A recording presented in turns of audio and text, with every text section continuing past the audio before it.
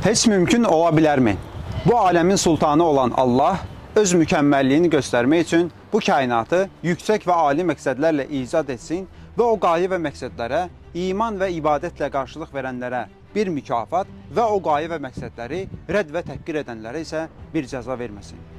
Bu mükafat və bu cəza bu dünyada yox hökmündədir.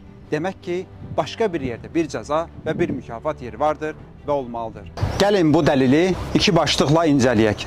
İlk öncə gözümüzün önündə olan bu kainatda kiçik bir gəzinti edək və bu aləmdə hökm edən səltənəti görək. Daha sonra bu səltənətin sahibi kimdir, onu tanımağa çalışaq. Bilinən 300 milyard qalaktika və hər bir qalaktikanın içində 300 milyard ulduz ilə son dərəcə nizamlı bir şəkildə öz varlıqlarını davam etdirməkdədirlər.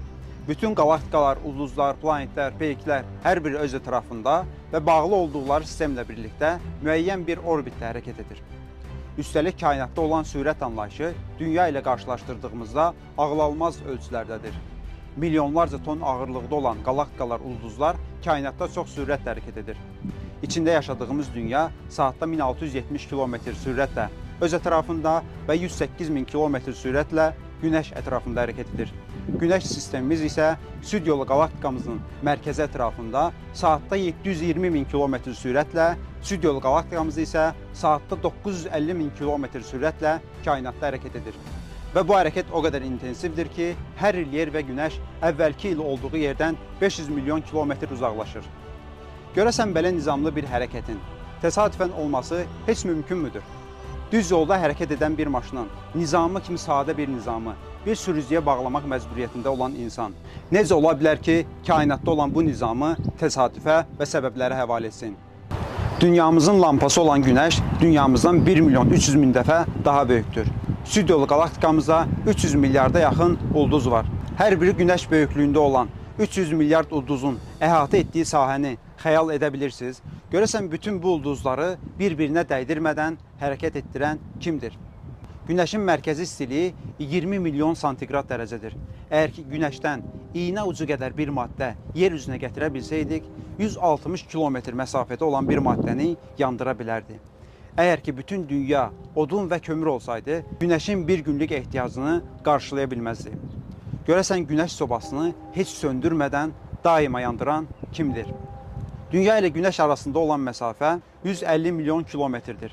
Süd yolu qalaktikamızın diametri 100.000 işıq ilidir. İşığın saniyədə sürəti 300.000 kilometrdir.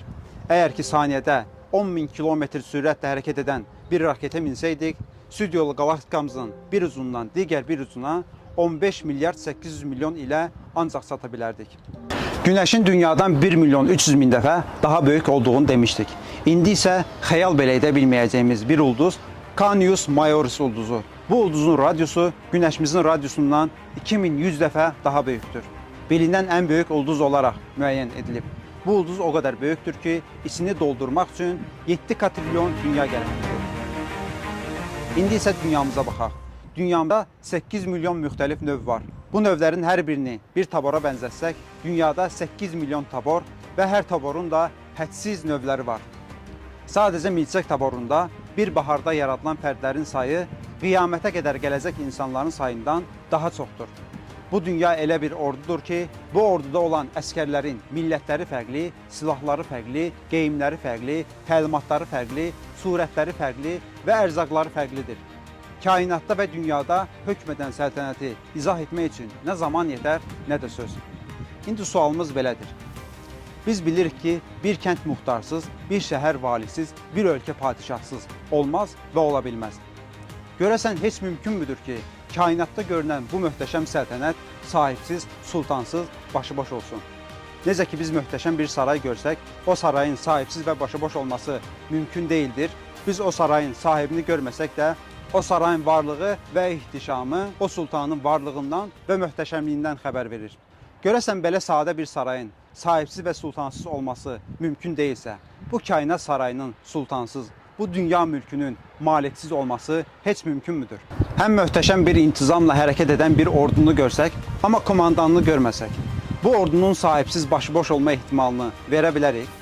Əlbəttə ki, xeyr. Çünki əskərlərin təlimatı, nizamlı hərəkətləri, silahların verilməsi, geyimlərinin verilməsi və ehtiyaclarının təmin olunması kimi hallar bizə sübut edir ki, bu ordunun bir komandanı vardır və onun əmri ilə hərəkət edir. Görəsən belə sadə bir ordunun iradəsi, tərbiyəsi və ehtiyaclarının qarşılanması kimi hallar komandansız olmaz və təsadüfə həvalə edilə bilməzsə, yer üzündə yüz minlərcə müxtəlif taborlardan ibarət olan heyvanlar və bitkilər ordusunun komandansız olması heç mümkünmüdür? Bu ordunun elə bir maliki vardır ki, heç birini unutmaz, heç bir iş bir-birinə qarışmaz. Bu ordu misal çəkdiyimiz ordudan nə qədər böyükdürsə, böyüklüyü və mükəmməlliyi nisbətində komandanları olan Allahın Məlik, Malik, Sultan adını bizə tanıtdırır. Bu ordunun sultanı olan Allahı inkar etmək ancaq göz önündə olan bu səltənəti inkar etməklə mümkündür. Göz önündə olan səltənəti inkar edə bilməyən, əzəli və əbədi sultan olan Allahı inkar edə bilməz. Demək ki, Allahın varlığı kainatın varlığı qədər açıqdır. Az öncə kainatda olan səltənəti biraz daha olsa gördük və Newtonun feillər failsiz ola bilməz. Yəni ortada bir feil varsa, onun faili olması gərəklidir qaydasına əsaslanaraq bu səltənətin sultanı olan Allahın varlığına və onun sultan adına satdıq. Bu addımda isə Allahın sultan adının axirəti gərəkdirməsini isbat edəcəyik. Məlumdur ki, ən kiçik sultanlar belə səltənətin izzətini və əzəmətini qoruması üçün özlərinə qulluq edənlərə bir mükafat, üsyan edənlərə isə cəza verir. Mükafat və cəza səltənətin olmazsa olmazıdır. Əgər ki, bir asi üsyankar üsyan etsə, sultan məni yaxalaya bilməz, mənə cəza verə bilməz, məni həbsə ata bilməz desə, sultan səltənətin izzətini və əzəmətini qoruması üçün o asi olanı yaxalamalı və həbsə atmalıdır. Əgər ki, ölkəsində bir həbs yeri yoxdursa belə, sultan səltənətinin əzəmətini qoruması üçün o asi olana həbsxana açmalı və onu yaxalayaraq həbsə atmalıdır. Ta ki, səltənətin izzətini qorusun və izzət zillətə çevrilməsin. Madəm ki, sultan səltənətin izzətini və əzəmətini qoruması üçün özünə qulluq edənlərə bir mükafat, üsyan edənlərə isə cəza vermək məcburiyyətindədir. Bu halda soruşuruq. İlk addımda varlığını ispat etdiyimiz əzəli və əbədi sultan olan Allah Taala özünə qulluq edənləri bu dünyada haqqı ilə mükafat verirmi? Və ya üsyan edənlərə haqqı ilə cəza verirmi?